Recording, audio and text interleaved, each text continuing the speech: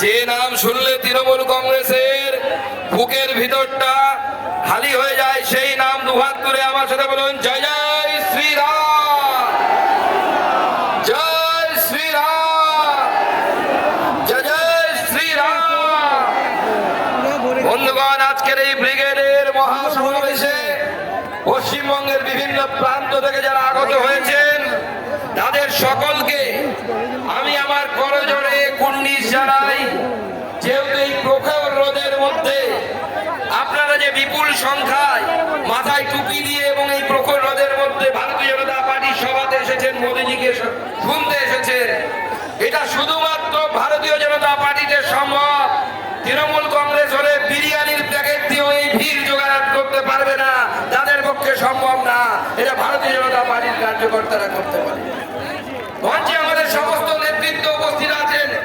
মাননীয় বিরোধী দলনেতা শুভেন্দু অধিকারী থেকে শুরু করে আমাদের দিলীপ দা থেকে শুরু করে মিঠুন দা থেকে শুরু করে তথাগত দা, রাহুল দা, আমাদের সাংসদগণ, রাজ্যের জেনারেল সেক্রেটারিগণ এবং রাজ্যের সম্পাদকগণ, সহসভাপতিগণ, আমাদের মোর্চার সভাপতি, 7 মোর্চার সভাপতি, তারাও এখানে উপস্থিত আছেন।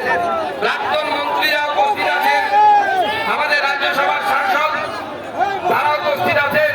আমি সবার নাম ইন্ডিভিজুয়ালি নিচ্ছি না, সবাইকে একবার জোরে হাততালি দিয়ে সমস্ত নেতৃত্বকে বরণ করে দিন, সবাইকে স্বাগত জানান, অভিনন্দন জানান। বন্ধুগণ, আমাদের এই সভা এটি বিশেষ গুরুত্বপূর্ণ সময়ে অনুষ্ঠিত হতে চলেছে। এই সভায় মাননীয় প্রধানমন্ত্রী এসে আমাদেরকে মার্গদর্শন দেবেন যে কিভাবে আগামী দিনে বিকশিত পশ্চিমবঙ্গ তৈরি হবে। তিনি বলবেন মমতার এই অপশাসন কিভাবে দূর হবে। তার আগে মুখ্যমন্ত্রী গোটা কলকাতা জুড়ে গো ব্যাক মোদি পোস্টার লাগিয়েছে। তিনি যতই পোস্টার লাগান, বাংলার মানুষের মনের ভিতরে লেখা আছে go back Mamata, go back Mamata, go back Mamata. বাংলার মানুষ তার হৃদয়ে রেখে দিয়েছে। আর নরেন্দ্র মোদীর জন্য হৃদয় ভরা ভালোবাসা। বাংলার মানুষ অপেক্ষা করছে নরেন্দ্র মোদীর ডবল ইঞ্জিন সরকার এই পশ্চিমবঙ্গে তৈরি হবে। সেই ডবল ইঞ্জিন সরকার পশ্চিমবঙ্গকে খাত থেকে তুলে আনবে। তাই আমার সাথে একবার বলুন, আমি বলবো পশ্চিমবঙ্গে দরকার, আপনারা বলবেন ডবল ইঞ্জিন সরকার। হবে তো? হবে। বলেন পশ্চিমবঙ্গে দরকার, পশ্চিমবঙ্গে দরকার ডবল ইঞ্জিন সরকার, পশ্চিমবঙ্গে দরকার ডবল ইঞ্জিন সরকার। বন্ধুগণ, আমাদের এই সভার কিছুদিন আগে মুখ্যমন্ত্রী ধর্ণা দিচ্ছিলেন। ধর্ণা মঞ্চে পর্দা ছিল, পর্দা উঠলো, মিউজিক হলো, গান বাজনা হলো, নাটকও হলো। কিন্তু আমরা অবাক হয়ে গেলাম। এক সময় বাংলা সিনেমায় রঞ্জিত মল্লিক বড় বড় ডায়লগ মারতেন অঞ্জন চৌধুরীর সিনেমাতে, আর আমাদের মুখ্যমন্ত্রী সেই অঞ্জন চৌধুরী সিনেমার ডায়লগ মারলেন। বলেন কোন একটি সম্প্রদায়, উনি মুসলিমদেরকে বোঝাতে চেয়েছেন, বলেছেন এক হয়ে যদি যান, 1 সেকেন্ডে নাকি সমস্ত হিন্দুদেরকে ধূলিসাৎ করে দেবে, শূন্য করে দেবে। মাননীয় মুখ্যমন্ত্রী, আপনার বক্তব্য আমাকে মনে করিয়ে দিচ্ছিল কয়েক বছর আগে হায়দ্রাবাদের একজন নেতা আছেন আসাদুদ্দিন ওবেসি, তার ভাই, তিনি বলেছিলেন এই দেশে হিন্দুরা 80 কোটি, মুসলমান 20 কোটি, 15 মিনিটের জন্য পুলিশ বন্ধ করে দাও, দেখবো হিন্দুদের কত ক্ষমতা আছে। হুমায়ুন কবির বলেছিল যে 2 ঘন্টা সময় দিলে ভাগীরথীতে নাকি হিন্দুদের গলা কেটে ভাসিয়ে দেবে। আমি জানি না 1946 সালে দাঙ্গার সময় সোহরাওয়ার্দী সাহেব কত সময় দিয়েছিলেন, কিন্তু ছি মুখ্যমন্ত্রী, আপনি সবাইকে পার হয়ে গেলেন। আপনি বললেন 1 সেকেন্ডের মধ্যে নাকি হিন্দুদেরকে আপনি জ্বালিয়ে পুড়িয়ে ছাড়খাড় করে দেবে, আপনার দুধের গায়েরা নাকি শেষ করে দেবে। আমি বলছি মাননীয় মুখ্যমন্ত্রী, 1 সেকেন্ড নয়, এই শক্তির বিরুদ্ধে যারা সাম্প্রদায়িক শক্তি, আপনার মতো মানসিকতার লোক, তাদের বিরুদ্ধে হাজার হাজার বছর ধরে আমরা সংগ্রাম করেছি। তাই আজকে আমরা সনাতনী হিন্দু, আমরা হাজার বছর ধরে টিকে আছি, আগামী দিনেও টিকে থাকবো। আপনি দেখবেন আর চলবেন, কিচ্ছু করতে পারবেন না। আমরা টিকে থাকবো, আমরা জয়ের সাথে বলবো জয় শ্রীরাম, জয় শ্রীরাম। শুনতে পাচ্ছেন তো কত গলা কত লক্ষ কণ্ঠ একসাথে বলছে যে জয় শ্রীরাম। তাই বন্ধুগণ, মুখ্যমন্ত্রী যতই বলুক 1 সেকেন্ডের গল্প 1 সেকেন্ডে পশ্চিমবঙ্গের মানুষ করবে। এবার যখন ইভিএম এ গিয়ে 1 সেকেন্ডের মধ্যে বিজেপির বাটনটা দাবাবে, বিজেপির বোতামটা দাবাবে, পদ্ম ফুলে ভোট করবে। 1 সেকেন্ডে খেল খতম, মমতা ব্যানার্জি খতম, তৃণমূল যাবে, বিজেপি আসবে। সেই দিন আসছে বন্ধুগণ। আর মোটামুটি 40 দিন সময় আছে, সাংবাদিকরা বলছিলেন। তাই এই 40 দিন নিজেরা পরিশ্রম করুন, আমাদের নেতৃত্বদেরকে ডাকুন, আমরা পরিশ্রম করব। 40 দিন সময় নিন, তৃণমূল নামক জঞ্জালকে বিসর্জন দিন। এই 40 দিনের পরিশ্রমে আমাদের তৃণমূলকে সরাতে হবে। বন্ধুগণ, মমতা বন্দ্যোপাধ্যায় বলেন যে আমরা নাকি আমাদের বিজেপি সরকার এই রাজ্যের জন্য নাকি কিছুই করে। আমি মুখ্যমন্ত্রীকে বলতে চাই, মাননীয় মুখ্যমন্ত্রী, আপনি এক সময় বলেছিলেন, আপনার শব্দই আপনাকে ফিরিয়ে দিয়ে বলতে চাই যে আপনার চোখে কি নেওয়া হয়েছে? আপনি দেখতে পান না? প্রধানমন্ত্রী কৃষক সম্মান নিধিতে 13,000 কোটি টাকার বেশি টাকা 45 লক্ষ কৃষকের অ্যাকাউন্টে আমাদের প্রধানমন্ত্রী নরেন্দ্র মোদী দিয়েছেন, মুখ্যমন্ত্রী দেখতে পাননি। কৃষি পরিকাঠামো তহবিলে 2,800 কোটি টাকা মাননীয় প্রধানমন্ত্রী দিয়েছেন। মৎস্য সম্পদ যোজনায় 450 কোটি টাকা আমাদের সরকার, তৃণমূলের সরকার থাকা সত্ত্বেও পশ্চিমবঙ্গকে দিয়েছে।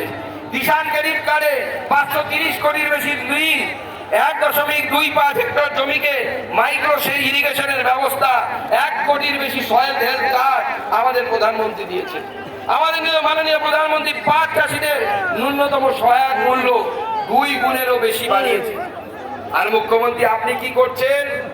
আমাদের আলু চাষিরা হুগলি থেকে শুরু করে বর্ধমান থেকে শুরু করে বিস্তীর্ণ এলাকার যারা আলু চাষি, তারা প্রতি বিঘেতে 18,000 20,000 টাকা করে তারা লোকসান খাচ্ছে। আলুর দাম পাচ্ছে না, কুইন্টাল প্রতি আলুর দাম একদম কমে গেছে। উড়িষ্যাতে আলু তারা পাঠাতে পারছে না, আপনি বন্ধ করে রেখেছেন। আমাদের আলু চাষিরা হাহাকার করছে, তারা বলছে আমাদের বাঁচতে দাও। এই মুখ্যমন্ত্রী থাকলে তারা বাঁচতে পারবে না। বিজেপি সরকার তৈরি হবে, আমরা আলু চাষিদের আলুর দামের ব্যবস্থা করব, আমরা আলুর সহায়ক মূল্যের ব্যবস্থা করব। বন্ধুগণ, তাই আমাদেরকে মাথায় রাখতে হবে যে এই পশ্চিমবঙ্গকে যদি রক্ষা করতে হয়, এই পশ্চিমবঙ্গকে যদি পশ্চিম বাংলাদেশ হতে না দিতে হয়, তাহলে ভারতীয় জনতা পার্টির সরকার তৈরি করতে হবে। যে সরকার এই পশ্চিমবঙ্গে বিগত 12-13 বছরে 3,900 কিলোমিটার জাতীয় সড়ক বানিয়েছে।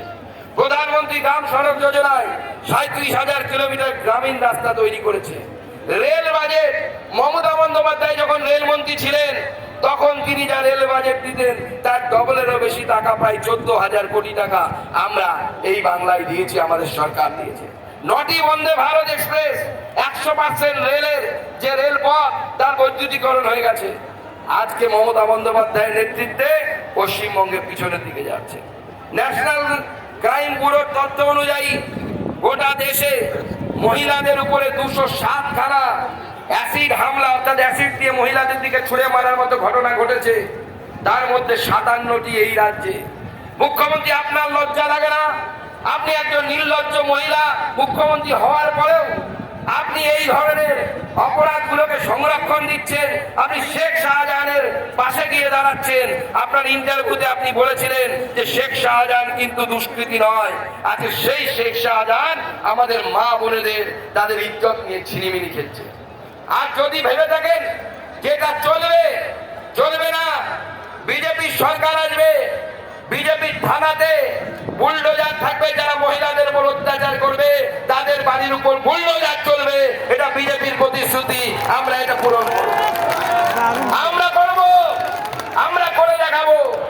তাই এইবারে এই নির্বাচন আমাদের বিজেপির সরকার গঠনের নির্বাচন। এই নির্বাচন আমাদেরকে নরেন্দ্র মোদীর সরকার গঠনের নির্বাচন। তাই সব শেষে তৃণমূল কংগ্রেস পাঁচালি শোনাচ্ছে, তাই আমিও একটু পাঁচালি শুনিয়ে শেষ করব। বিষ্ণু মাতার পাঁচালি একটু শুনবেন, মন দিয়ে শুনবেন। শোনো শোনো রাজ্যবাসী, শোনো দিয়া মন, তৃণমূলের চুরির কথা করিব বর্ণন। শোনো শোনো রাজ্যবাসী, শোনো দিয়া মন, তৃণমূলের চুরির কথা করিব বর্ণন। সিংহাসনে বসে রয় চোরেদের রানী, চেনেন তো চোরেদের রানীকে? সিংহাসনে বসে রয় চোরেদের রানী, লুটের টাকায় বড় হয়েছে আমরা সেটা জানি। সেই টাকার ভাগ পায় রাজীব অনেকখানি। রাজীবকে চেনেন তো? নতুন এমপি হয়েছে। সেই টাকার ভাগ পায় রাজীব অনেকখানি। লাল ডায়েরি কোথায় গেল আজও জানা যায়নি। সারদার লাল ডায়েরির কথা নিশ্চয়ই আপনাদের মনে আছে। পার্থ বেটা গিলে খেলো শিক্ষারও মান, পার্থ বেটা গিলে খেলো শিক্ষারও মান, জীবন কৃষ্ণ পুকুরিতে মোবাইল হারান। যখন জীবন কৃষ্ণকে ধরতে গেছিল, কি মুর্শিদাবাদের লোকেরা আছেন নাকি এখানে?